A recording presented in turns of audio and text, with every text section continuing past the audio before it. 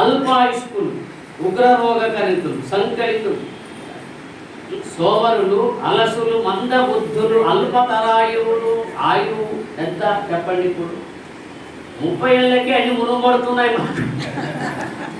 30 ఏళ్ళకే రోగాలు మునుపడుతున్నాయి కదా. పళ్ళు బాయ, కళ్ళు బాయ, అన్ని బాయ, అసలే పోతున్నాం కదా. పూర్వకాలం వాళ్ళు ఏ రోగం లేకుండా సెంచరీ కొట్టారు కదా. 100 ఏళ్ళు ఈజీగా బతికారు.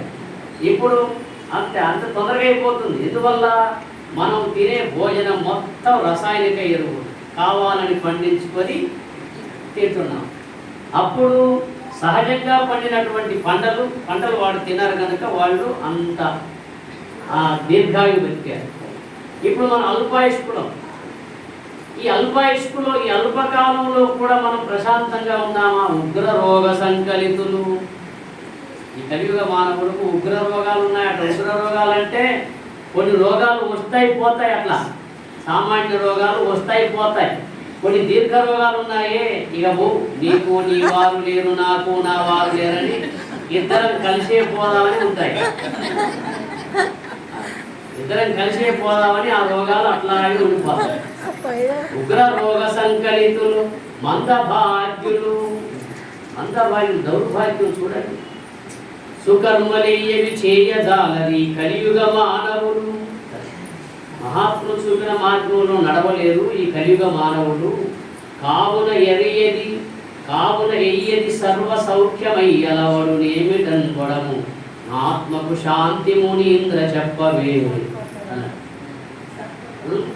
మన పక్షంలో శౌనకాది మునులు సూత మహర్షిని ప్రశ్న వేశారు. అయ్యా, కలియుగ మానవులు ఈ విధంగా అలసులు, మందబుద్ధులు, అల్పతరాయువులు, ఉగ్రరోగ సంకలితులు, మందభాగ్యులు, సుకర్మలు ఏవి చేయగలరు, మంచి పనులు చేయగలరు, ధర్మయుక్తమైన మోక్ష మార్గానికి సంబంధించిన మార్గంలో నడవలేదు, అంత శక్తి లేదు, శక్తిహీనులు. అందుకోసం ఏదైతే సులభ సూత్రమో ఆ మార్గం చెప్పండి అని అన్నారు. అప్పుడు వాళ్ళు ఈ భగవన్నామ సంకీర్తన చాలు అని చెప్పారు. ఈ భగవన్నామ సంకీర్తన అంత సులభం కాదని మళ్ళా మహర్షులే అన్నారు.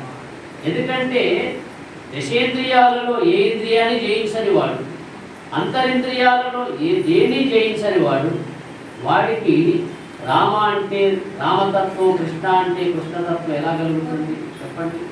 కాదు కదా. అందువల్ల మందునకు మంద బుద్ధికి మంద ఆయునకు నిరర్థ మార్గునకును గోవింద చరణారవింద మరందముగు నెరద ఏదురాత్రిందివముల్.